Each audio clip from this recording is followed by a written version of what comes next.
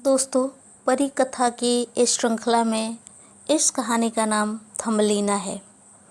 एक समय की बात है, एक बहुत दयालु व अच्छे विचारों वाली महिला थी। उसकी कोई संतान नहीं थी। वह रोज़ भगवान से प्रार्थना करती, हे भगवान, मुझे एक बच्चा दे दो। बच्चे के बिना घर सुना सुना लगता है। एक दिन भगवान ने उसकी बात सुन ली। वह जब अपने बगीचे में टहल रही थी तो उसे एक फूल के ऊपर एक नन्ही सी छोटी सी प्यारी सी बच्ची सोती हुई दिखाई दी। उसने लड़की को फूल से उठा लिया।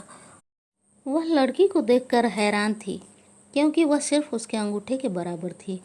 उसने उसका आकार देखकर उसका नाम थंबलीना रखा और फिर प्यार से उसे चूम लिया। उसने भगवान का शुक्रिया अदा किया कि उसने उसकी प्रार्थना सुन ली। उसने सोचा कि वह थंबलीना को कहाँ रखेगी, इसके लिए किस चीज़ का बिस्तर बनाएगी। वह थंबलीना को हाथ में थामे सोच ही रही थी कि तभी एक अखरोट उसके सिर पर गिरा। अखरोट खाली था। महिला ने अखरोट का छिलका उठा लिया और उसे घर ले आई। महिला ने थंबलीना के लिए अखरोट के छिलके का पालना बनाया और थंबलीना को उसमें सुला दिया। थंबलीना महिला के साथ रहने लगी। थंबलीना को बगीचे में घूमना बहुत पसंद था। वह अपना अधिकतर समय बगीचे में ही बिताती थी।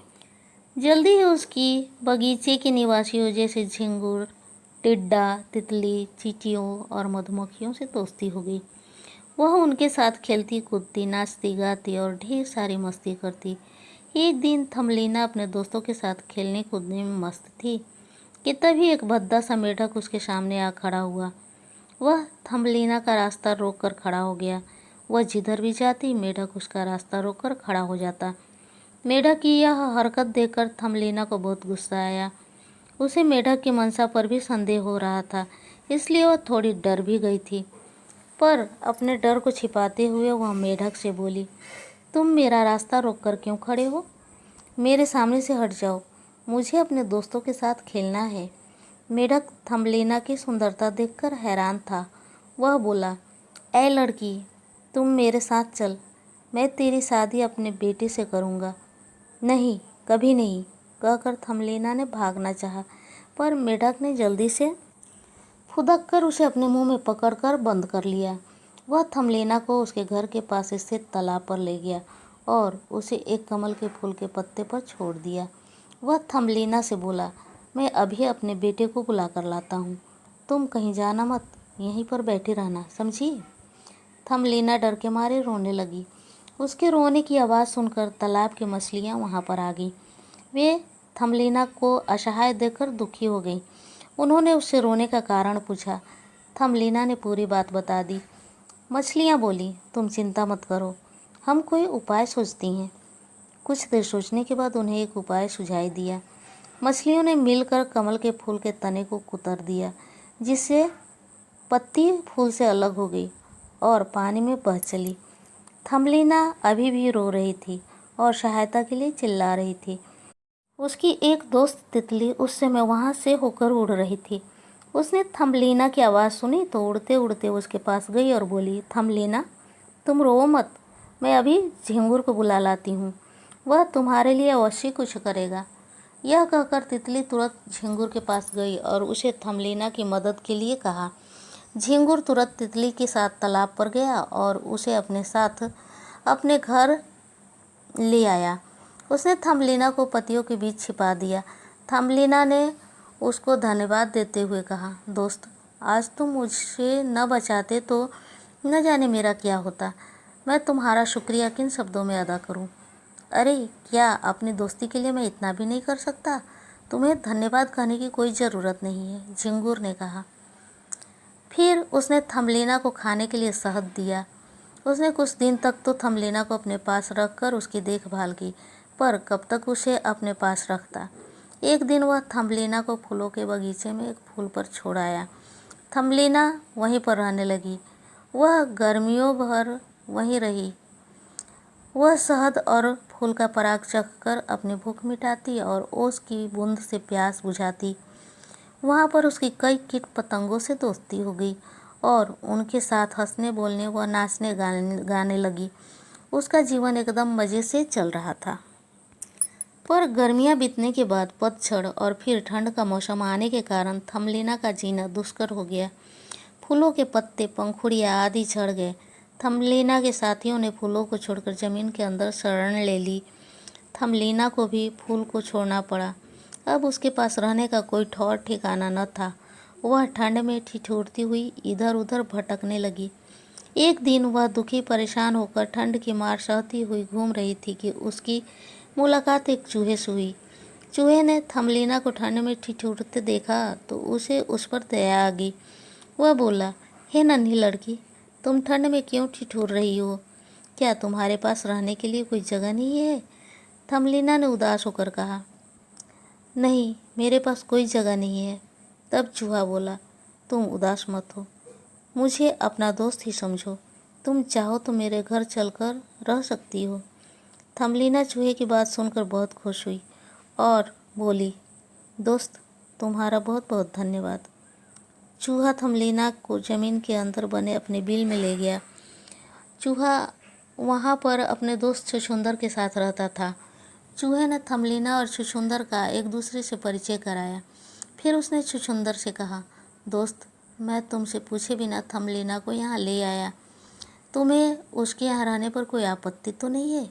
नहीं नहीं, कितनी प्यारी लड़की है, तुमने अच्छा किया जो इसे यहाँ ले आए। बेचारी ठंड में कहाँ जाती? छुछुंदर ने अपनी सहमति देते हुए कहा। थमलीना चूहे और छुछुंदर के साथ रहने लगी। वे दोनों उसका बहुत ध्यान रखते थे। थमलीना घर का सारा काम करती, खाना बनाती, घर साफ करती इत्यादि। तीनों मज़े से रह रहे थे। एक दिन थमलीना अपने घर की खिड़की के पास खड़ी थी। तभी उसे एक अबाबिल घायल अवस्था में जमीन पर गिरा हुआ दिखाई दिया। वह दौड़कर अबाबिल के पास गई। उसने उसके पंख धीरे से छुए। अबाबिल ने हल्के से अपने पंख फड़फड़ाए। वह अबाबिल को जीवित देखकर अपने घर ले आई और उसका घाव साफ कर उसकी मरहम पट्टी की।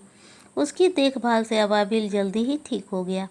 पूरी तरह से ठीक होने पर अबाबिल बोला, थमलीना, तुम्हारा बहुत बहुत धन्यवाद। तुमने मेरी जान बचाकर मुझ पर बड़ा उपकार किया है। यदि कभी मैं तुम्हारे किसी काम आ सका तो यह मेरा सौभाग्य होगा। उपकार कैसा? मैंने तो बस अपना कर्तव्य पूरा किया। हमें हमेशा दूसरों की मदद करनी चाहिए, थमलीना बोली। फिर अबाबिल थमलीना से विदा लेकर उड़ गया। थमलीना अबाबिल के ठीक होने पर खुश थी। इधर छुछुंदर थमलीना से प्रेम करने लगा था और उसे शादी करना चाहता था। एक दिन साहस बटोरकर छुछुंदर ने अपने दिल की बात थमलीना के समक्ष रखी। थमलीना, मैं तुमसे शादी करना चाहता हूँ, क्या तुम्हें मेरा प्रस्ताव स्वीकार है? थमलीना के पास छुछुंदर से शादी करने के अलावा कोई उपाय नहीं था। कुछ देर सोचने के बाद उसने छुछुंदर से शादी करने के लिए हामी भर दी। पर वह इस शादी से खुश नहीं थी। वह एक बार फिर खुली हवा में सांस लेना चाहती थी, फूलों से बातें करना चाहती थी, अपने दोस्तों से मिलना चाहती थी, लेकिन ये संभव न था। वह दुखी मन से अपनी शादी की तैयारियां करने लगी। एक दिन थमलीना उदास होकर अपने घर के दरवाजे पर खड़ी थी। उसकी आंखें नम हो गई थीं। तभी अचानक किसी ने उसे छुआ। वह कोई और नहीं, अबाबिल था। वही अबाबिल जिसकी उसने जान बचाई थी। अबाबिल बोला, मैं यहाँ से गुजर रहा था, तुम्हें देखा तो चला आया, पर तुम कुछ उदास लग रही हो। क्या अपने दोस्त को नहीं बताओगी? नहीं, कुछ खास नहीं, थमलीना ने बात टालनी चाहिए। लेकिन अबाबिल जिद पर अड़ गया तो थमलीना ने उसे पूरी बात बताते हुए कहा, मैं खुली हवा में सांस लेना चाहती हूँ, किसी अच्छे सुंदर बगीचे में जाकर रहना चाहती हूँ, बस इतनी सी बात। चलो, अभी तुम्हें किसी सुंदर बगीचे में पहुँचा देता हूँ, मेरी पीठ पर बैठ जाओ, अबाबिल ने कहा। धन्यवाद दोस्त, धन्यवाद, कहते हुए थमलीना अबाबिल की पीठ पर बैठ गई। अबाबिल थमलीना को लेकर उड़ चला। बहुत दूर उड़ जाने के बाद अबाबिल एक सुंदर फूलों के बगीचे में उतरा। वहाँ पर बहुत सारे तरह तरह के फूल खिले हुए थे। कई फलदार पेड़ भी थे। अबाबिल ने थमलीना को एक सफ़ेद सुंदर फूल पर रखा और उसे विदा लेकर उड़ गया। थमलीना फिर से खुली हवा में आकर खुश थी। उसने सोचा, बिल में रहकर तो पता नहीं लगता था कि बाहर का मौसम कैसा है। वहाँ पर मेरा दम घुटने लगा था, लेकिन चूहा कितना अच्छा था, उसने मुझे ठंड से बचने के लिए घर दिया। मैं उसका एहसान कभी नहीं भूलूंगी। और सोचते सोचते जाने कब उसे नींद ने आ घेरा। थमलीना अगले दिन सुबह जब सोकर उठी तो उस अपने सामने एक सुंदर आकर्षक राजकुमार को देखकर फूली नहीं समाई। राजकुमार के सुंदर सफ़ेद रंग के चमकीले पंख थे। उसने सिर पर चमचमाता हुआ मुकुट पहना हुआ था। वह भी कद में थमलीना जितना ही था। जब राजकुमार ने थमलीना को देखा तो वह उसकी सुंदरता देखकर उस पर मुग्ध हो गया और उसके सामने शादी का प्रस्ताव रखा। थमलीना को तो विश्वास ही नहीं हो रहा था। उसने धीरे से मुस्कुराकर अपनी सहमति प्रकट कर दी। राजकुमार ने थमलीना को शादी के मौके पर एक जोड़ी सफ़ेद पंख और मुकुट उपहार स्वरूप भेंट किए। फिर दोनों खुशी खुशी रहने लगे। इधर थमलीना की माँ थमलीना को ढूंढते ढूंढते वहाँ पहुँच गई और उसने दोनों को अपने घर चलने को कहा। थमलीना और राजकुमार ने इस शर्त पर कि जब उनकी इच्छा होगी इस बगीचे में आकर रहने लगेंगे, अपनी माँ के घर चले गए।